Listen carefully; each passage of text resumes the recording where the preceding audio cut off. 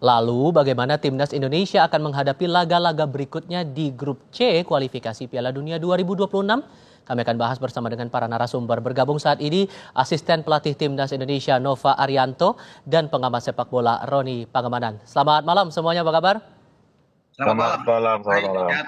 Terima kasih semuanya sudah hadir dalam diskusi kami malam hari ini. Bung Nova, begini, karena kan laga berikutnya timnas akan tandang ke Australia, akan menjamu Malaysia Iya, juga. Pasti target poin kan bakal penuh nih untuk bisa menjejakkan sejarah baru agar kita bisa masuk ke Piala Dunia 2026. Apakah iya, akan ada strategi khusus nih kira-kira? Karena kalau dilihat kualifikasi kan selisih poin kita dengan tanding berikutnya terdekat Australia ya. Cuma 1 poin selisihnya untuk sekarang. iya, betul. Ya, secara strategi memang kita belum mempersiapkan secara khusus ya, karena setelah pertandingan kemarin kami pelatih semua pemain kembali ke klubnya masing-masing dan mungkin mereka baru akan berkumpul nanti di bulan Maret ya, atau di periode FIFA Matchday. Dan memang setelah kita melihat atau menganalisa Australia ataupun Bahrain, sekali lagi poin kita harus coba mengambil 1 poin ya di Australia dan kita bisa menang lawan Bahrain di kandang kita nanti di GBK. Hmm. Dan apa mungkin yang bisa dipelajari dari 2 pertandingan sebelumnya saat lawan Jepang, kemudian yang terakhir Arab Saudi, kita sukses melawan Arab Saudi waktu itu. Ada pendekatan-pendekatan khusus nggak kira-kira yang bakal coba diolah lagi lebih lanjut? Ya, pendekatan khusus pasti ya, karena setelah kita kalah lawan Jepang, banyak apa ya, banyak masukan, banyak evaluasi yang kita lakukan ya, termasuk pemain melakukan mapping dengan antar pemain di ruangan yang itu saya pikir itu menjadi apa ya, menjadi titik balik dan pemain bisa lebih tampil maksimal di saat lawan Arab Saudi. Dan kita bisa lihat pemain bisa tampil maksimal dan kita bisa menang melawan Arab Saudi kemarin. Hmm. Untuk lawan Australia nanti di tanggal 20 Maret ya, 20 Maret 20, iya 2025. 20. Ini kan ada 2 pemain inti yang nggak bisa tampil nih, Hopner dan juga Ragnar nggak bisa Iya. main. Sejauh ini sudah ada solusi belum? Ya, kalau di lini belakang, selagi opsi kita cukup banyak ya. Kita masih ada Mes, masih ada Jordi, masih ada Nathan bisa di sana, Calvin di sana. Jadi kita akan lihat situasinya. Situasinya akan kita lihat apakah taktikal apa yang akan dipakai Kusi nanti lawan Australia. Jadi disitulah kita baru menentukan siapa yang akan bermain ya. Termasuk mungkin Ragnar yang nggak bisa main, opsi-opsinya cukup masih ada Marcelino atau si Witan atau Yasa juga masih bisa bermain di posisi. Termasuk ada Eliano ya yang bisa bermain di posisi itu. Hmm. Bung Ropan, kalau Anda lihat, oke, secara catatan di atas kertas kita selisihnya cuma 1 poin begitu. Dengan Australia yang akan kita coba lawan di Maret 2025. Tapi dengan belajar dari 2 laga sebelumnya, kira-kira hal apa yang perlu diperbaiki?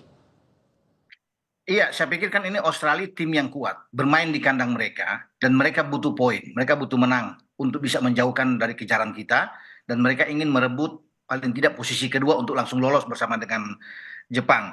Jadi kalau kita bisa melihat di sini, ya kita tentunya tidak akan langsung bermain terbuka dengan mereka. Semua tergantung dari Coach Shin, bagaimana untuk merespon pertandingan. Kalau di Jakarta kemarin kan bagaimana kita bermain kosong dengan mereka dan kita cukup kuat dalam bertahan, organisasi pertahanan kita bagus, menyulitkan bagi Australia, pasti kita akan melakukan hal yang sama. Kita bukan berarti parkir bus, bukan. Tapi kita lebih banyak menunggu, memperkuat di tengah juga sama seperti melawan Arab kemarin. Saya pikir taktik itu bagus untuk dikembangkan melawan Australia. Dan kita bisa mendapatkan hasil yang baik ya. Kalau anak-anak bermain dengan satu tekad, ya fokus, ya bermain, menghilangkan ego masing-masing, semua bermain untuk tim, kita bisa mendapatkan hasil yang bagus. Dan Australia juga akhir-akhir ini saya lihat tidak begitu hebat-hebat, benar ya. Hmm. Setelah imbang oleh Arab, kemudian mereka kemarin hampir kalah melawan Bahrain. Jadi sebenarnya kita bisa mendapatkan hasil yang bagus, tergantung bagaimana juga coach Shin juga menerapkan skema permainan yang baik, juga anak-anak bisa bermain dengan fokus ya, sambil menikmati permainan. Dan 1 poin itu bisa, nggak perlu muluk-muluk Hmm. untuk menang. Kalau menang luar biasa. Tapi Artinya di kalau sisi, sorry saya potong di situ. Tapi di sisi lain ada beberapa pihak juga yang menilai bahwa pendekatan strategi yang dipakai dalam pertandingan sebelumnya oleh Coach Shin Tae-yong ini terbilang kaku dalam tanda kutip dengan pola formasi yang sama-sama saja dan pendekatan strategi yang sama-sama saja.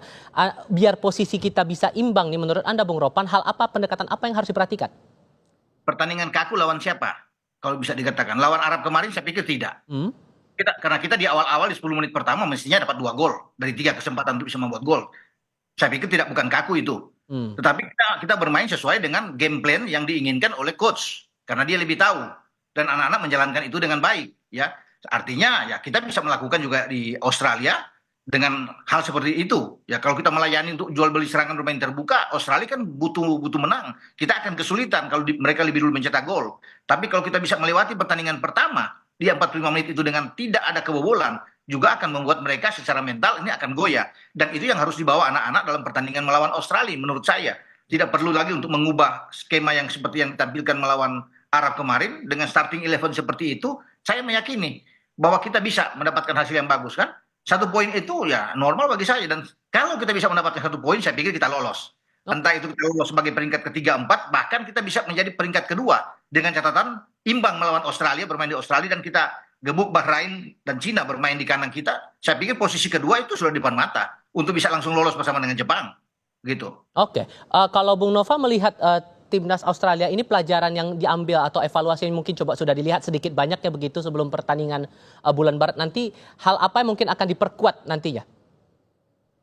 Ya pasti kita melihat perubahan yang berbeda ya, karena di saat kita bertanding lawan Australia kita di GBK kan dengan pelatih yang berbeda, dan saat ini mereka berganti pelatih, dan saya yakin secara filosofi, secara bermain pun pasti berbeda, dan itu yang akan kita analisa dan Coach Shin akan analisa dengan apa yang akan kita pergunakan nanti di Australia nanti.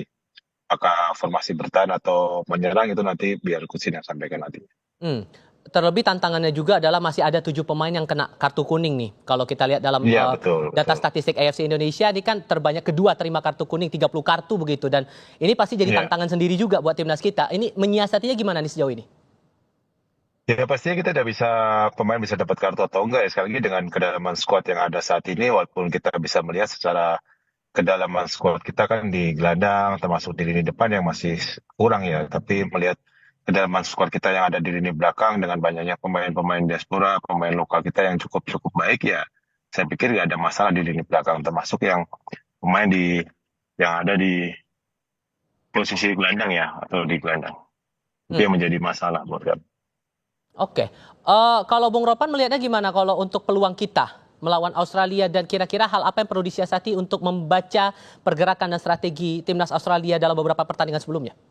Iya, saya udah bilang tadi Australia pasti akan langsung melakukan pressing melawan kita ya. Karena mereka main di kandang, pasti mereka akan menyerang. Nah, kita tidak perlu terlalu terburu-buru bermain. Tidak perlu panik melawan mereka.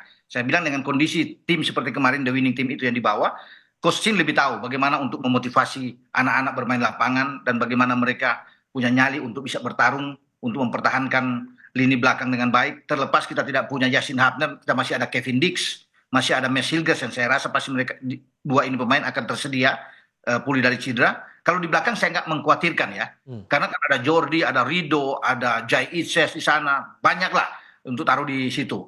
Tapi yang kita akan lihat nantinya mungkin di depan atau di gelandang ini yang kita akan taruh. Tidak ada Ragnar, Oles mudah-mudahan sudah masuk. Dengan ada Ole kan bagus. Berarti kita bisa aja bermain seperti kemarin dengan ada dua striker, Ole dan Rafael yang ada di depan. Sementara di gelandang ya kita taruh aja pemain-pemain, ada Tom Hai di sana tentunya, ya ada Ivar yang bisa dimainkan, tergantung STY untuk bisa melihat. Yang penting kita juga banyakin di gelandang, Marcelino juga ada di sana. Saya pikir oke, karena Marcelino kan diberikan kebebasan untuk bisa bergerak ya di antara dua pemain depan kita. Dia selalu akan tampil coming from behind. Ini bagus dengan Tom dan Ivar yang akan banyak memberikan umpan-umpan ke depan. Saya pikir kita akan bagus, akan baik bermain di Australia. Apalagi kita punya mental kan yang bagus ya. Ditambah lagi ada rencana penambahan pemain baru juga nih, Bung Ropan, striker Ole Romeni katanya mau dimainkan di bulan Maret nanti. Peluangnya gimana tuh? Selain Ole Romeni yang ada sana, mungkin saja ada satu gelandang lagi yang dipersiapkan. Ya kita tidak tahu siapa. Itu kan urusan bagi Pak Ketua, Pak Erik yang akan mempersiapkan. Kalau kita dapat satu gelandang yang bagus, misalnya Jairo yang masuk di sana, akan kuat kita. Ya, artinya untuk pelapis Tom Hai baik ya. Nah, Australia dengan pelatih baru Popovic, saya pikir mereka akan tetap bermain dengan mungkin 4-3-3. Ya akan mereka bermain di kandang dan mereka akan tetap untuk mengepung kita, tapi kita tenang aja bermain dengan mereka. Saya yakin bahwa Jai Itzes di belakang akan mampu untuk sudah terbiasa, anak-anak ini sudah terbiasa dengan banyak tekanan dari lawan-lawan, dan mereka lebih siap saya pikir untuk bisa mengontrol permainan. Penambahan pemain baru untuk pertandingan berikutnya gimana sejauh ini Bung Nova? Kalau sejauh ini memang sesuai yang disampaikan sama Bapak Ketua Umum ya, Bapak Erik. Kalau oleh Romeo, kita masih menunggu ya kapan dia bisa bergabung dan apakah semuanya sudah selesai. Kita masih menunggu termasuk pemain yang lain ya, karena kita masih selalu komunikasi antara Coach Shin dengan Bapak Ketua Umum untuk menambah beberapa opsi untuk di lini tengah maupun di lini depan. Hmm. Ditambah lagi akan ada pertandingan AFF juga yang akan dihadapi juga oleh timnas kita. Ini sesiap apa dan sejauh mana kematangan untuk strategi-strategi dan memastikan mental para pemain kita ini bisa siap menghadapi itu? Ya untuk Piala AFF kan kita masih persiapan lagi di tanggal 26 ya. Semoga dengan beberapa pemain muda yang tampil dengan rencana regenerasi pemain yang dilakukan Coach Shin bisa berjalan baik dan semoga di AFF ada beberapa pemain yang kemungkinan bisa kita bawa ke timnas senior ke depannya. Baik, doa terbaik untuk timnas kita yang sudah berjuang untuk bulan depan, di tahun depan, tanggal 20 Maret 2025 akan melawan Australia. Doa terbaik untuk Anda semuanya. Terima kasih banyak Bung Nova dan Bung Opan sudah berdiskusi bersama kami. Sehat selalu semuanya. Selamat malam.